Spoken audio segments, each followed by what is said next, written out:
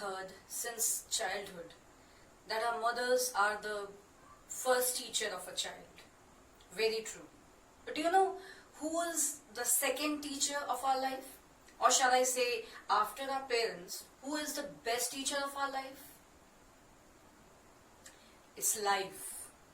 Because life teaches us so many things in so many ways that it is just impossible to actually forget any of the lessons being taught by it.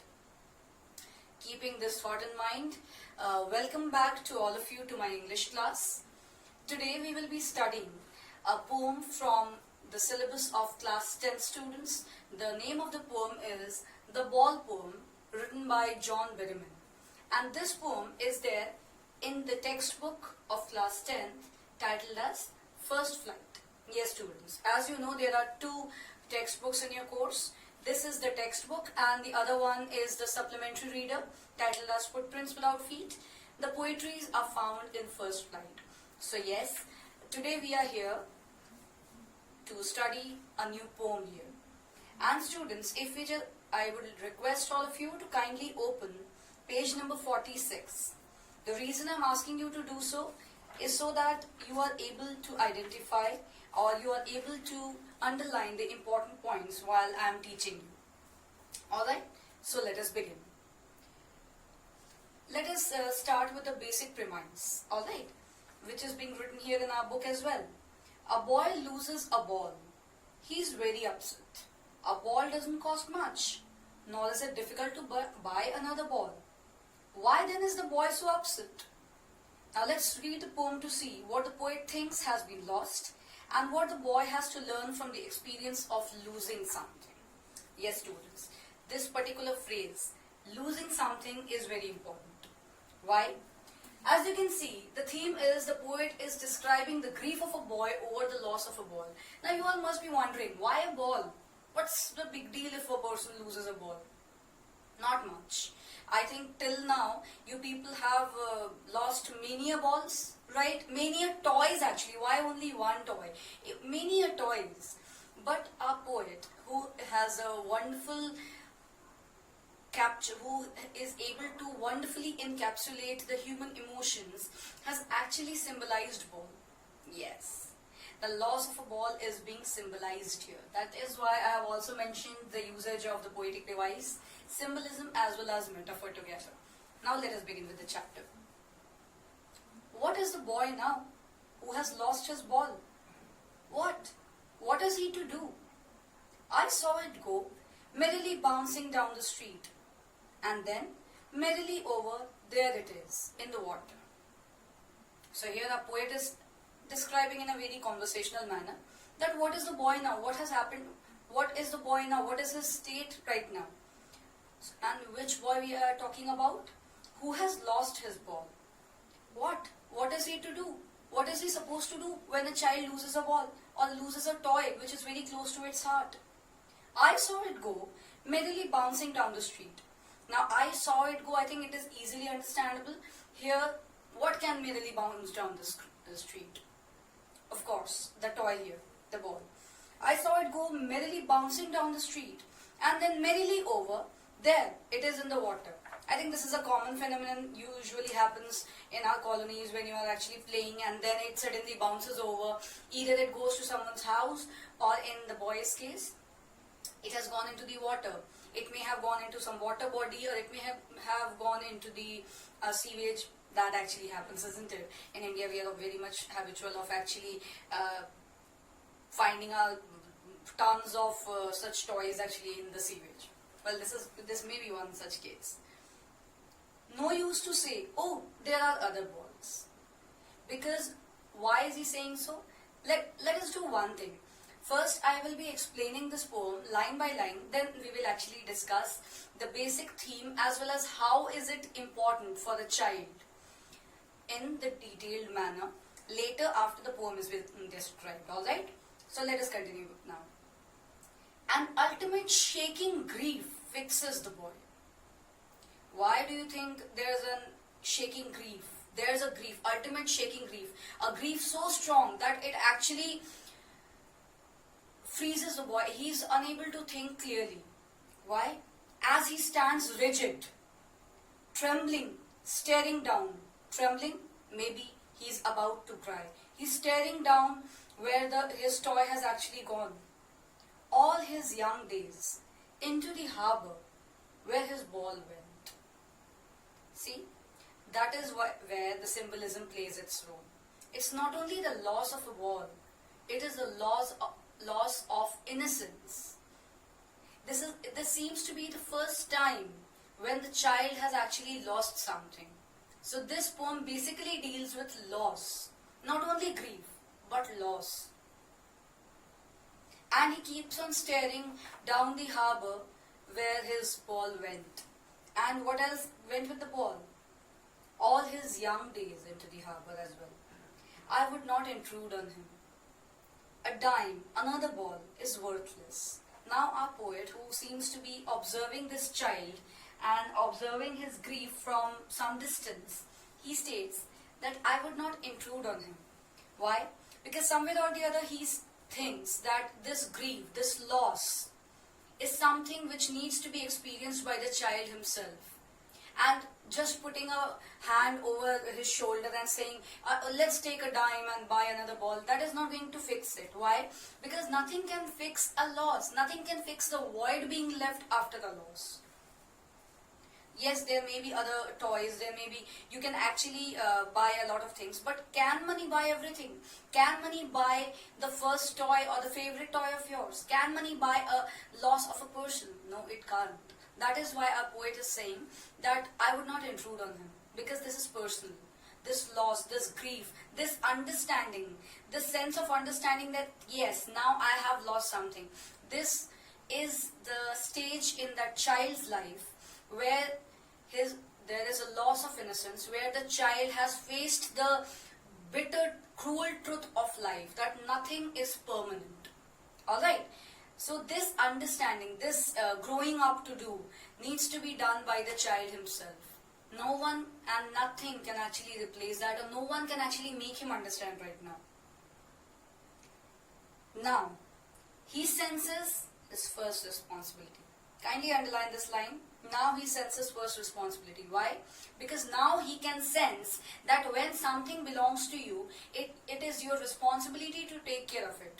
In our childhood, we don't pay much attention to these things, isn't it? We are just careless, we just play, we just live our life happily.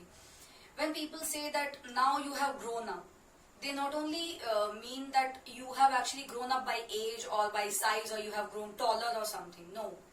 You have grown up means you have started to realize the importance of things, started to realize the importance of taking up responsibility. Because losing something is easy, but taking care of it for the whole life, or taking care even for a short point of time, a short amount of time, is quite tough. And that is something we all have to go through. This adulting stage, or shall I say this growing up stage, has to be crossed by every individual. And because this is a boy, this is a child, and he seems to be dealing with this important question of life for the first time, that is why our poet is trying to give him some space, while also making us understand what it actually means to him. So it is not only a poem about a ball, it is about the sense of responsibility, the loss of innocence, the change in a person's life. It's all about that. In a world of possessions, he senses his first responsibility in a world of possessions. Possessions means when something belongs to you. Suppose I am talking about this book. This is my possession. This book is in my possession. Similarly, you people must be having your own study materials, or your own sports, or something or the other. When something is in your possession, you are supposed to take care of it. Now, if this book tears down, what does this tell you? What does this tell you about me? That I am not able to take care of one thing which belongs to me. So this boy has learned the very basic lesson in this world full of possessions, that it was his responsibility to take care of that ball which actually belonged to him. People will take balls. Balls will be lost always. So we are actually talking about the things. Here balls not only mean a toy, but it actually means the things. Little boy. Balls will be lost always, little boy. See, in this line, please underline this. There, here, in this particular line, our poet is directly addressing to the little boy, the boy who has lost his toy. All right. So here, whenever a poet, I think we all have read it when you actually studied the poems in class 9. I think there was a poem in your class 9 syllabus, Wind, where our poet was directly talking to the wind. And there I think your teachers must have made you explain to you that whenever there comes a line or there comes a situation when a writer or a poet is actually talking to an invisible entity, then it is the usage of apostrophe. So yes, of course, the boy is only being talked about by the poet to us. Are we able to see this boy? No. We can imagine? Of course we can imagine. So when our poet is directly talking to the boy here he has used the literary device or the poetic device, apostrophe. So I insist that all of you should underline this line and also note down which literary device is used where. Alright? And no one buys a ball back. Money is external. So here in this line, our poet is actually describing a very important lesson. He is teaching us something very, very important in our life, and that is that never take money or the things you have for granted. Sometimes I have seen a few of the people who just think that, okay, fine, if I have lost this, no problem, I can buy another one. Money cannot buy everything, beta. Money cannot buy everything. It cannot buy you love. It cannot buy you the emotions your family has for you.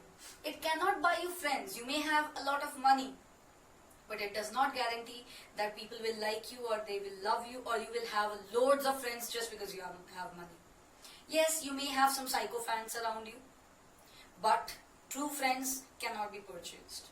Similarly, this money is external. It cannot change or it cannot take the place, or no new thing can actually take the place of our first or the best thing which we have in our life. Even the people we have in our life. Is anything permanent in our life? No, it's not. So here through these lines, our poet is trying to make us understand, as well as somewhere or the other using apostrophe, he is trying to make the little boy also understand that this is just the first step. People will keep on taking something which actually is very close to you. You have to learn to cope up with it. This is the reality of life. Yes, you have faced the loss for the first time. Yes, you got this big lesson of life that you have to take up responsibility. Yes, you definitely realize that now you cannot have that particular ball back. Money can actually buy another one, but not that one. So yes, this is your first step. But remember, little boy, this is how the world is. So this is your first lesson. Take it, understand it, and also implement it in your life so that you do not feel so much shattered the next moment you lose something very close to you or someone very close to you. Yes, we can take it in the sense of a person as well. There are many people we have lost throughout our lives, haven't we? And we all will. Unfortunately, no one is immortal. So definitely we will lose some people or the other in our lives. And yes, their memories will always there be with us. Can they be changed? Can that void be filled by anyone else? By someone else? No, it cannot be. So yes, our poet is not only teaching the little boy, he is also teaching us indirectly by making us understand that. Alright, let's continue then. He is learning. Now he is talking to us. He is learning. Well behind his desperate eyes, the epistemology of loss. See, the epistemology is the study of knowledge of something. Alright, it is taken from the Greek word episteme. So he is actually realizing the knowledge, or he is actually gaining the knowledge. He is actually studying what loss is all about. How to stand up, knowing what every man must one day know, and most know many days. How to stand up. See, how to stand up here means that yes, we get thrown down by life many a times in our life. Do every one of us have success in our life? No. Is every day happy for us? No. We all get flashed by life. That is why I said in the beginning that life teaches us many lessons. So yes, we get many lessons through life. We get thrashed around. We do a lot of times many things happen in our lives which do not make us happy. But should we just give up? Should we just end our lives? Or should we just keep on being upset just because we lost something? Just because something didn't happen according to our wish? No. That is not how life goes. And how should life go? Life does not give us lessons so that we end it. No. Life gives us lessons so that we learn and we do not commit the same mistakes, or we make ourselves a bit tougher. We make ourselves tough enough to face similar chances, similar mishaps in case they occur in our life, so that we are able to toughen ourselves, and we are also able to understand that nothing lasts forever. There is loss, there is pain, there is grief, but there is also hope. Yes, what you have lost may never be found, but there are many more new things to explore in our life, which should always give us hope. That okay, you did not get success once, you did not get what you wanted for once, but that does not give the guarantee that you will never get it.